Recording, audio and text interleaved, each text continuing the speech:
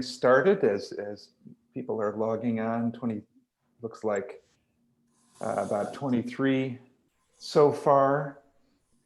My name's Doug Dunstan. I'm at University of St. Thomas, and these are very challenging times for us all. I want to just say thank you for joining today's conversation. We're going to be looking together at character formation in engineering education. And one reason for these live discussions thank you very much, Jennifer at Kern Family Foundation for coordinating the logistics of these, making these possible to have these conversations. One reason for these particular conversations is to build some shared vocabulary so that we can more practically engage in some of these big questions around our role as engineering educators when it comes to character formation. So this is the second live discussion around this topic. Wake Forest, the team at Wake Forest offered a first of these discussions in late September, sharing concepts and an approach to virtue ethics. And Wake Forest is going to be hosting another similar discussion in January.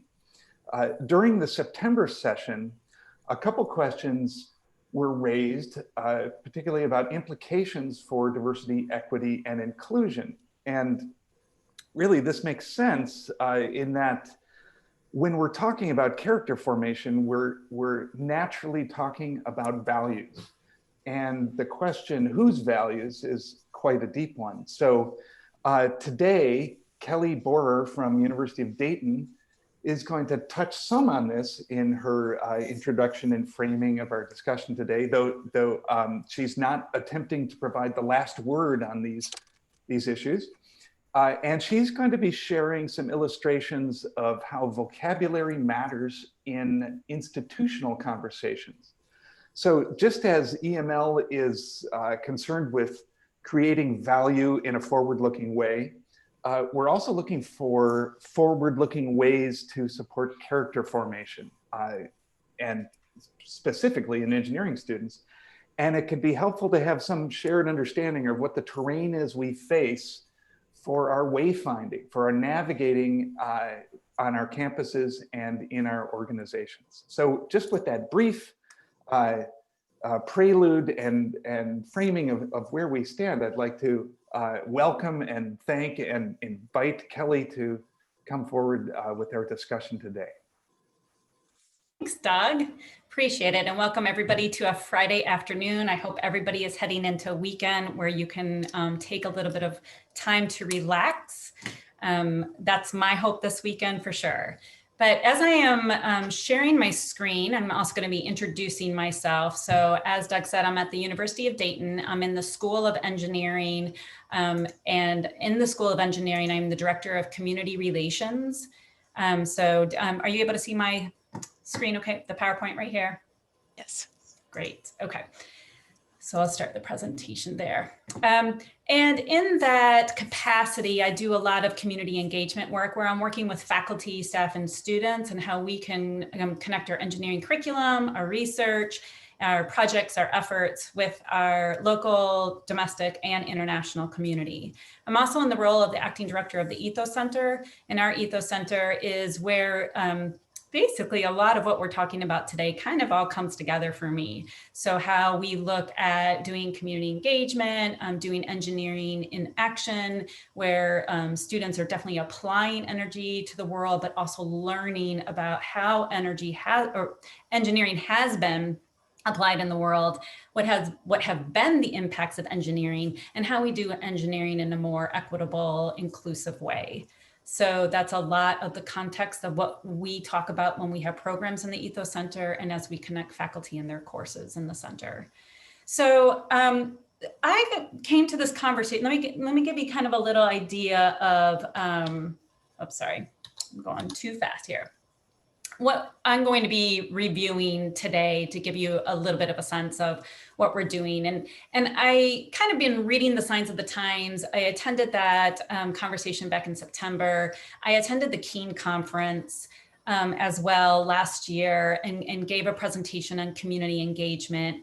I've heard people say to me, I'm really hungry for how does community engagement and service learning and engineering play out for the entrepreneurial mindset and play out for character formation. I also had the opportunity, and I think some of you were there last year, to go to the University of San Diego, pretty much probably when COVID-19 was showing up in California. It was at the end of January, and I attended a change-making engineering conference or symposium at the University of San Diego, and many of us were at Keene institutions. The symposium was primarily for Catholic engineering schools and Catholic universities.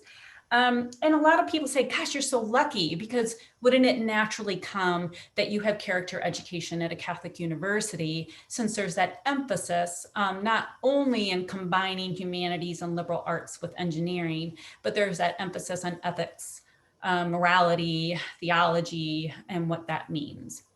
And that certainly plays a piece into this. So what I want to do is I want to give you kind of food for thought so we can enter into a good conversation about this, to both figure out where are the complexities in your institution, and then what's the possibility of navigating that so we can continue moving this conversation forward. Not just for universities where it might be easier, like a Catholic or a private university, but where it can be across all types of institutions. So that's kind of my hope. And many of you that are not at Catholic universities certainly can help me navigate even the challenges you experience that I probably don't. So let me give you a little context about the University of Dayton, because I'm going to use it as an example. Here's our mission statement. And I'm going to break that down a little bit more for you about us. We have 8,000 undergraduate students, which are primarily white and upper middle to upper class. We used to draw more than 50% from Ohio. We're now drawing a little bit less than 50% of our students from Ohio. Founded in 1850 by the Marianists, and we are suburban. Although we are in the city of Dayton, we're considered a suburban campus. We're a Catholic university, which means that there is intention around Catholic social teachings, the common search for truth through faith and reason. So we do look at the development of our students' faith lives as well as their academic lives. And obviously the focus on our work would be the dignity of the human person. In the Marianist tradition, which is like the Jesuits, the Franciscans, so on and so forth, very community focused. Service focused, leading with virtue, so that sense of servant leadership, and how we educate for service, justice, and peace. So those are pieces of the Marianist tradition. Okay. This is from our website. Our home is a powerhouse. We actually have a powerhouse that everybody knows about on our campus. It's like one of the oldest buildings. So I think we like to play off words. We are considered the Dayton Flyers. So everything usually has to do about flight and flying and pilots and so on and so forth. So certainly that's another piece to language and words, is how we use that. A go-to motto for a very long time was learn, lead, serve. Now we can also find faith, service, community on our website, as well as we are known for our inclusivity and hospitality. And we are a mission in motion. So UD is rooted in faith and dedicated to the common good. Many of you might have heard UD referred to as the university for the common good, which our president, when he came on a couple of years ago, kind of tagged UD as such. Here's our institutional learning goals. Again, words, are a big part of what we do, who we say we are, and where we draw from our mission, our learning goals, our vision, our values to say, this is what we hope for our graduates. When we graduate students, this is what we hope they experience and what we've built in them, or maybe enhanced in them. So wanted to give you that, again, that context from UD. So connections and complexities. So here's that list of words that I would throw up that say are like, when we talk with students and we say, let's talk about community, some are really excited because they're like, oh, I know what that is. And some are like, oh my gosh, if we say that word one more time, I won't be able to stand this any longer. We use community quite a lot. We use service and common good quite a lot. The question becomes, does anybody really know what those words are? So we definitely define community over and over and over again for our students. But I still get the sense when I talk with my students in the ethos program that not everybody comes to it in the same way. Not everybody sees it in the same way. And certainly all these other words are laden with differences in how we define and who gets to define these words. Another complexity of institutions is our rankings, and we strive to be the best. We want to be on that US News report, the rankings, which I think have recently come out because it's been, I feel like we keep on getting messages about where UD is ranked. And on our website, we are proud to show that we are #1 among all colleges in the US for materials research, and #1 among Catholic colleges in physical STEM and in engineering research. So we're proud, and those are great numbers for our engineering schools. So we're proud to show that. What we don't show on our website that you can find online is that we are also the number 37 in the top party schools of the US. So that's just another piece to the rankings. Some rankings good, some rankings probably we want to ignore. So complexities, let's think about the words for a second and the language our institution uses. The words that your institution use, do they hinder or help?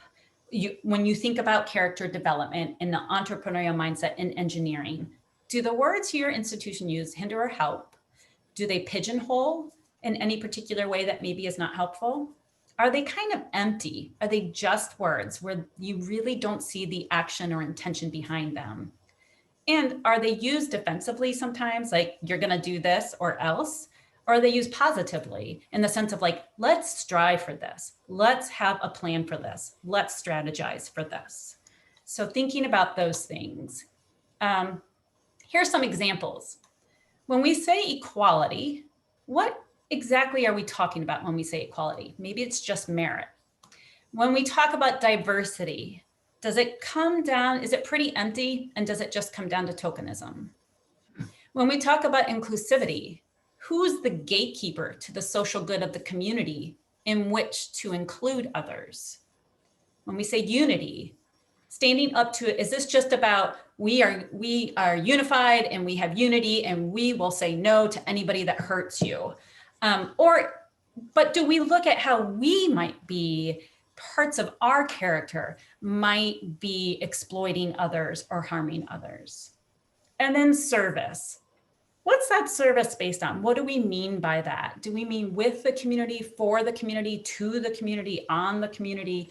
Who sets the agenda for that service that certainly is probably in most people's mission, whether it's public service learning, whatever you might have it as. So I'm going to stop for a second, and what I would like you to do is in the chat, chat to everyone. What are words at your institution that prove tricky, vague, or problematic for you? So what is, here are some examples that I have here. So you can take a look and then go ahead and add them in chat.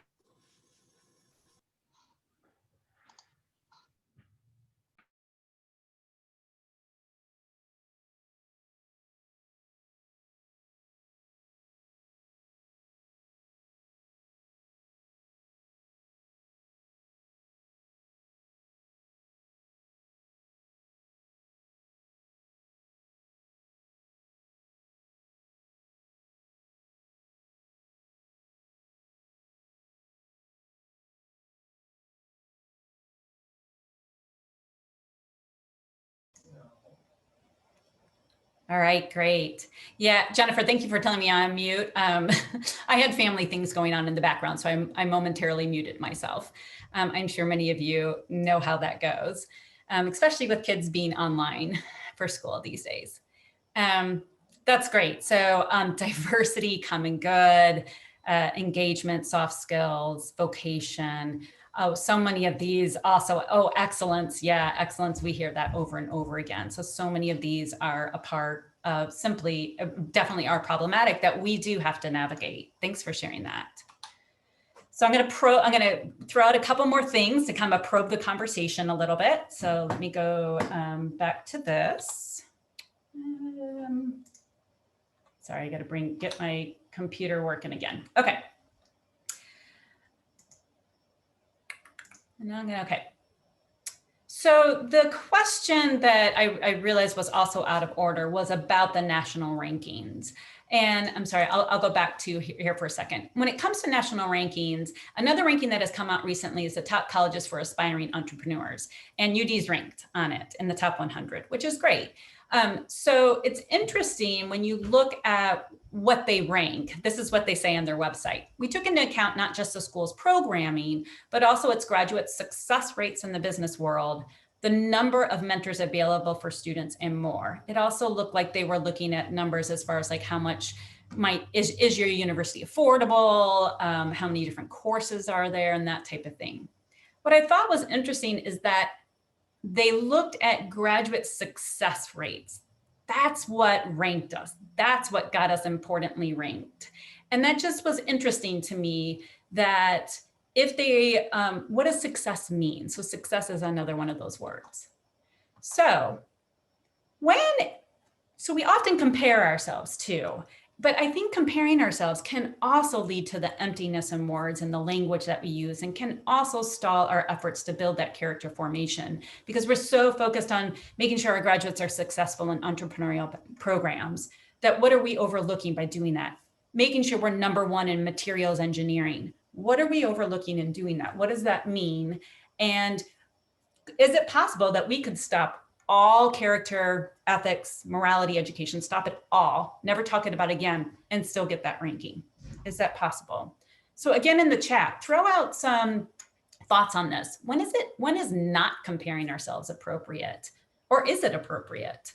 So any thoughts on that? Feel free to throw into the chat.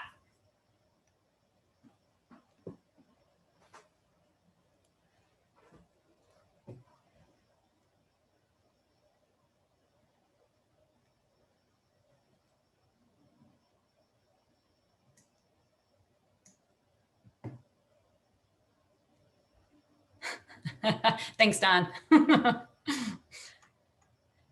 Yeah, damned if you do and damned if you don't. It's kind of like assessment, right? Yeah, tier 1 research university. Right. I mean, in today's day and age, how I don't have kids yet that are at the age that they're looking at universities, although I have one pretty close. What's important when parents look, right? They, especially now with the pandemic and unemployment, what are people looking for? Yeah, I like that. When trying something different from the mainstream, maybe comparing it is not, but maybe it's good to show like, hey, you know what? Actually, we've got something pretty unique here. So that's great. Thank you for sharing that. All right, so getting into the next prompt to think about. And I did want to say, if anybody's having any challenges with using chat, feel free to, with using technology, I should say, feel free to chat with Jennifer Young. She's kind of our backup help today. So feel free to do that. And then also, Doug, if you don't mind sharing again that link to the Google document.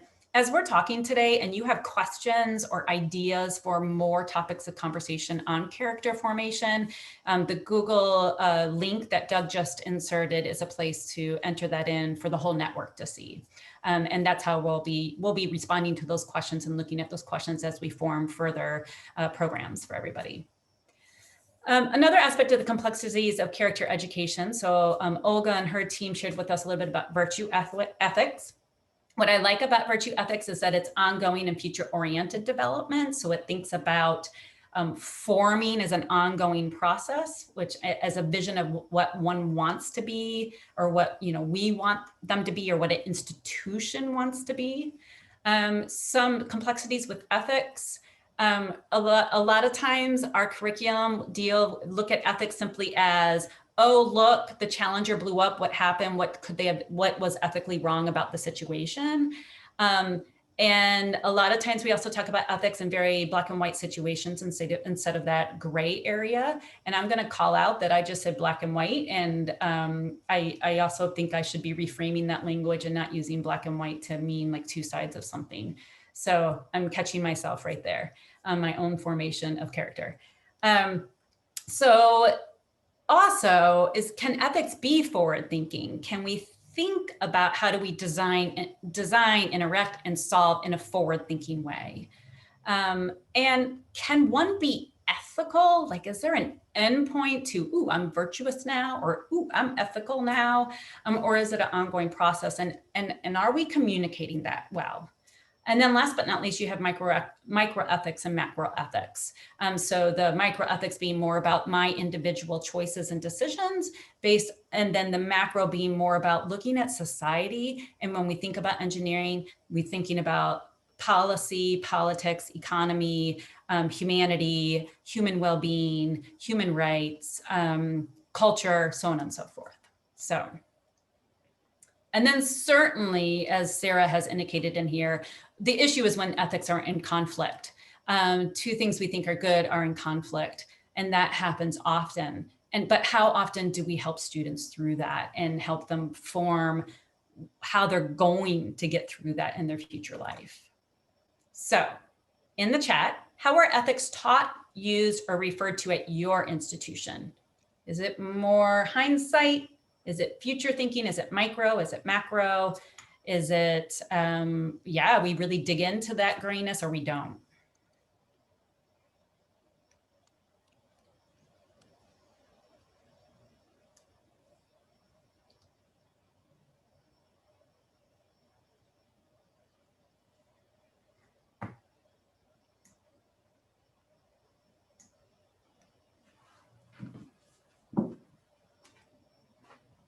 And what will be great if you're sharing in chat is that we can also, record the chat. And I think a lot of what we're sharing in the chat can be useful and helpful to others as they think about character education and engineering. So I really appreciate you adding to the chat.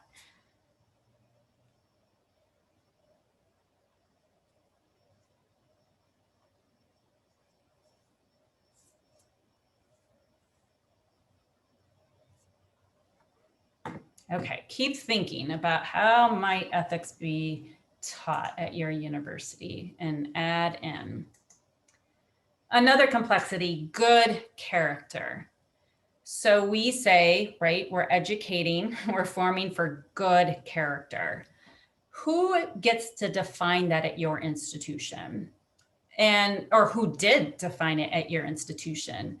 Why did they define it? And what are they defining it for? Are they defining it for a successful business person? Are they defining it for a citizen? And what type of citizen are they thinking of? Are they thinking of a justice-oriented citizen? Or are they thinking of an honest, good neighbor? So I'm going to make sure I don't get trash on your yard, and I'm going to be responsible, but that's the limit of my citizenship values. So who is deciding that and defining that? And certainly our institution being primarily white and having the Catholic Marianist tradition, where only recently were our presidents not from a religious order, that certainly you can guess that it's been very male, gender oriented, and white oriented. What are alternate ways of knowing? What's intention versus impact? Do we intend good character, but are we looking at, when we educate for what we define as good character, is the impact actually against what we're trying to get to? And who sees themselves as part of how we define good character? If I see you defining good character in a certain way and using certain processes to get there that fundamentally leave me marginalized or on the outside, then how is that good for me as a student, as one of your students? Okay, so think for a minute, and if you want to add in chat, that's fine. But what is, or who has, good character at your institution? So what would you refer to? What do you define it as? So I'm going to give you a minute in case you want to throw it in chat. Otherwise, just think, because we've got one more thing I want to throw out there to lead our conversation for the last half hour.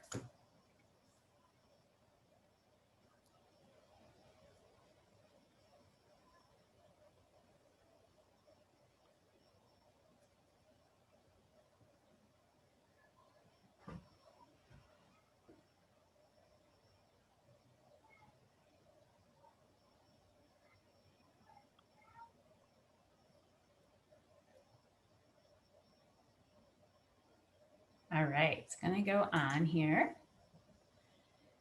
So then the complexities of character education in engineering. Where is it taught in the curriculum and how is it integrated in the curriculum? Is it mainly hindsight thinking? Is it let's design something and look at why something failed? Or is it let's take some sort of ethical framework, like for example, taking engineering for social justice criteria or human rights framework and start thinking about, okay, as we design for a senior project, as we design for whatever other things we're designing for in engineering, as we're solving problems, is the context there? And can we actually apply the criteria so that we're making forward-thinking judgments on that? Also, entrepreneurial mindset. How do we talk about that? If we focus heavily on, we want you to create value, create value, create value, create value, are we stopping to say at the expense of who, or the expense of what, or with whom, or for what? So how are we breaking that down, and what are we maybe not talking about when we talk about that? And we bring it in. Also, do content, process, and words align? And this has really been important in the field that I have been educated in. So my background's like environmental biology, but for the past 10 to 15 years, I've been a community engagement professional. And so a lot of the curriculum that I teach and the faculty that I work with, you can talk about content, especially around ethics and how you connect sociology, engineering, science, all you want. But if the process in the classroom and how you teach doesn't reflect the values and the character you're trying to get to, then you are setting up a system that probably isn't going to be as effective as you expect. So for example, if I'm teaching about, well, we really need to be inclusive and work with the community, but my whole way of teaching is very lecture-based, sage on the stage, then I am not modeling what I mean by that community engagement and that inclusion in that process of how I teach. So you got to think about also how you teach, not just the content you teach. So let me just, I'm going to give you a few examples, and then we're going to stop and go into conversation where you can share similar examples, and we can dig into this a little bit more and see maybe where we can go with this and how we define this and how we use the language. So at my university, a really, really big way of looking at leadership, everybody talks about servant leadership at my university. And more recently, there's been a huge contingent of folks at our university talking about culturally relevant leadership. And certainly you can have many types of leadership. And actually, these types of leadership can work together. And a servant leader can certainly be culturally relevant and responsive and anti-racist. And a culturally relevant leader certainly can bring in concepts of servant leadership. But when it gets tricky is when you are trying to share that when we look at a form of leadership and how we're being inclusive in both who might be the leader, right? So often when we think of servant leader, when you immediately think of giving the name of a servant leader, more often than not, when I ask students that question, they identify a white person and usually a male, not a female. And so we have to break down, why is that? Well, what's hard at UD is to break open those conversations because the ideal is that servant leadership. And so how do we navigate that complexity? And I think the way to do it is to make sure that there's space for both. And we're not saying it has to be either or. We are saying that let's make sure we're examining what we're talking about and that we all agree on the terms together. And we look at the group defining it and we say, is everybody included in this group? Whose voice isn't here?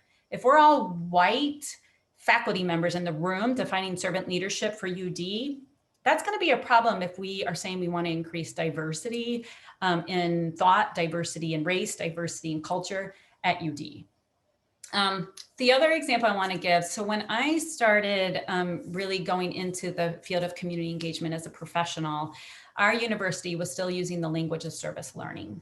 And so was the field. And the service learning again, can be a very good thing. But the problem with service learning is that it can be very focused only on doing for. And communities, don't get me wrong, there are some instances in where doing for is a good thing. But if that's all we're doing and that's the only process we're using in the curriculum, we can leave our students with the notion that they are always better than, that they always have more power than whatever group of people we're serving. More often than not, when we're at a white university in a city where that is very segregated, a lot of the service learning was with our African American community, which also being so segregated, what had lower economic status and all sorts of lower health outcomes as well.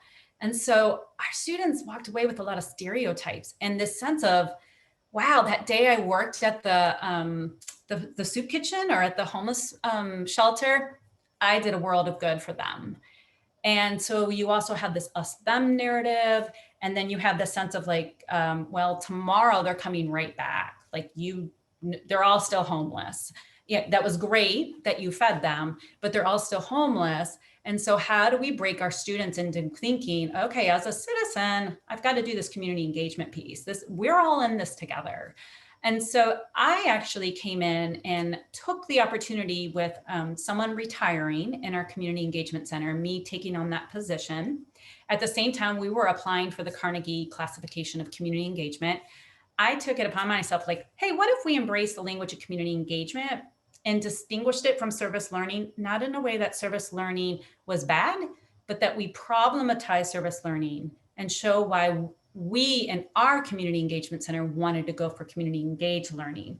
And so then we could also make the statement like, this is the type of learning we're supporting in the course through our center. If you still want to do service learning, that's okay. Here are some materials, but that's not where we're putting our support and energy and effort. And we are welcome. You are welcome always to professional development and other things that we offer. So that's how we navigated that. And then last but not least, academic integrity. There's a lot of talk at our university about academic integrity. And I've been in a lot of conversations where people are like, we can't even deal with this because we have so many international students that they just cheat and they just copy, and we get very reactive. And so I started bringing in and kind of pushing those questions in of, what if we looked at this in a different way? What if we looked at what pedagogies might be better to meet that culture where they're at, instead of always trying to drive our cultural ways of knowing and being and doing to constantly show them that they're wrong and they got zeros and they cheated. So how can we reframe the conversation culturally? So those are just some examples I'll throw out there. I'm going to stop sharing so that we can get into some conversations. And again, there's kind of 3 ways to do this. One would be keep on throwing things into the chat. Another way would be to enter questions and comments into that Google sheet. And then a third way is we can either, we can talk now, we can do quick little sprints in small groups. And so I'm going to kind of mix it up a little bit. Right now, why don't we'll just take like 3 minutes for a few quick questions or comments, and then we're going to do a 3-minute group sprint. So any quick comments or questions?